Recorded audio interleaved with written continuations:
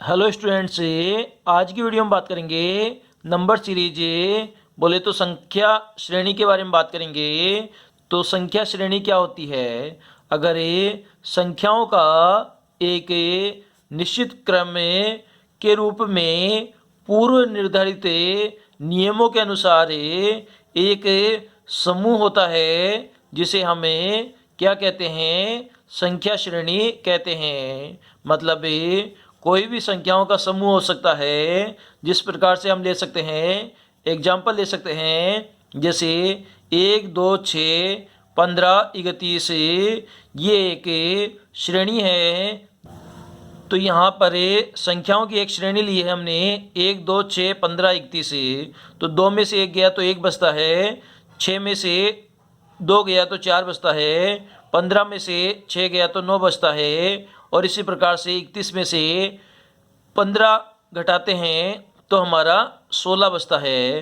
तो आप यहाँ पे एक पैटर्न देख सकते हो। 1 का स्क्वायर 1, 2 का स्क्वायर 4, 3 का स्क्वायर 9, 4 का स्क्वायर 16। तो ये जो प्राकृतिक संख्या है, जिन्हें हम प्राकृत संख्या बोलते हैं, उनका जो वर्गों का है, उनका अंतर है सभी के अंदर। ये पूरी श्रेणी के अंदर एक पैटर्न फॉलो हो रहा है, इसलिए इसे हम क्या बोलेंगे? इसे हम संख्या श्रेणी का नाम दे देंगे। तो आज की वीडियो में हम बात करेंगे जो हमारी अभाज्य संख्याएं होती है। कौन सी संख्याएं? अभाज्य संख्याएं जो होती है, उनके बारे में बात करेंगे और उसकी श्रेणी के बारे में बात करेंगे। तो अभाज्य संख्याओं की श्रेणी के बारे में हम बात करेंगे।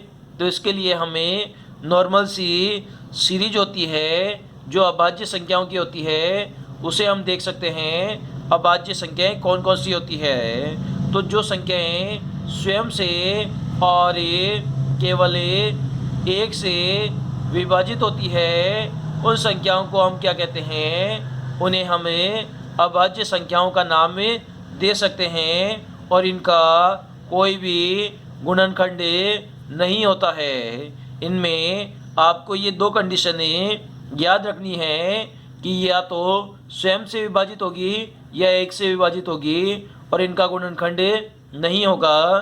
तो ऐसी संख्याएं अभाज्य संख्याएं कहलाती है। तथा इन संख्याओं की अगर कोई श्रेणी बन जाए तो ये अभाज्य संख्या श्रेणी कहते हैं। जैसे हमें एग्जाम्पल हम यहाँ पे ले सकते हैं, जैसे कि 2, 3, 5, 7, 11, 13 डैश डैश डैश। तो यहाँ पर 2 अभाज्य संख्या है, 3 अभाज्य संख्या है, 5 अभाज्य संख्या है, 7 अभाज्य संख्या है, 11 अभाज्य संख्या है, और 13 भी अभाज्य संख्या है। तो इस प्रकार से इनकी एक सीरीज बन रही है जो कि लास्ट तक फॉलो कर रही है।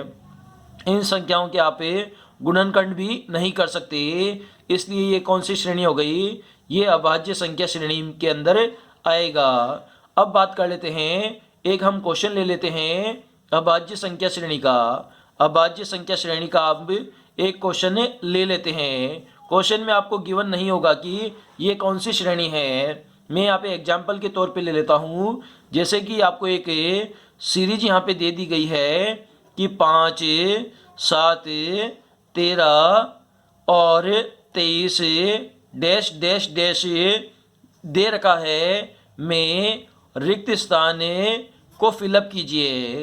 रिक्त स्थान को क्या करना है? आपको फिल करना है कि यहाँ पर कौन सी संख्या आएगी। तो इसमें हम सॉल्यूशन करेंगे तो आपको पता लग जाएगा कि ये श्रेणी कौन सी है।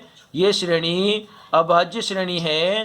तो इसके अंदर हमें जो क्वेश्चन मार्क जो स्थान है, वहाँ पर कौन सा वर्ड आएगा उसे हमें फाइंड आउट करना है। तो हम श्रेणी को लिखेंगे। तो अभाज्य संख्याओं की श्रेणी होती है 2, 3, 5, 7, 11, 13। उसके बाद में हमारा आता है 17 आता है, उसके बाद में 19 आता है, उसके बाद में 23 आता है, उसके बाद में 29 आता है, उसके बाद में 31 आता है, उसके बाद में 37 आता है, और उसके बाद में 41 आता है। तो यहाँ पे आप श्रेणी देख पा रहे हो, 5 से हमारा स्टार्टिंग है। 5 से क्या है? हमारा स्टार्टिंग है। उसके बाद में आप देख सकते हो यहाँ पर क्वेश्चन के अंदर दिया गया है 5 के बाद में 7 दिया हुआ है, उसके बाद में 7 के बाद में 11 को हटा दिया गया है, उसके बाद में 13 यहाँ पे दिया गया है, उसके बाद में 17 और 19 को हटा दिया गया है। तो यहाँ पर एक संख्या हटाई गई है, यहाँ पर 2 संख्याएं हटाई गई है। 23 के बाद में हमें यहाँ पर 3 संख्याओं को हटाना पड़ेगा। इस प्रकार से ये जो क्वेश्चन मार्क स्थान है यहाँ पर हमारा 41 आंसर आ जाएगा और ये हमने अभाज्य श्रेणी से सॉल्यूशन कर लिया है। इस प्रकार से आज के वीडियो में हमने नंबर सीरीज का ये क्वेश्चन सोल्व किया, जिसमें हमने अभाज्य संख्या श्रेणी देखी और उसका एग्जाम्पल की सहायता से एक क्वेश्चन भी हमने सोल्व किया है।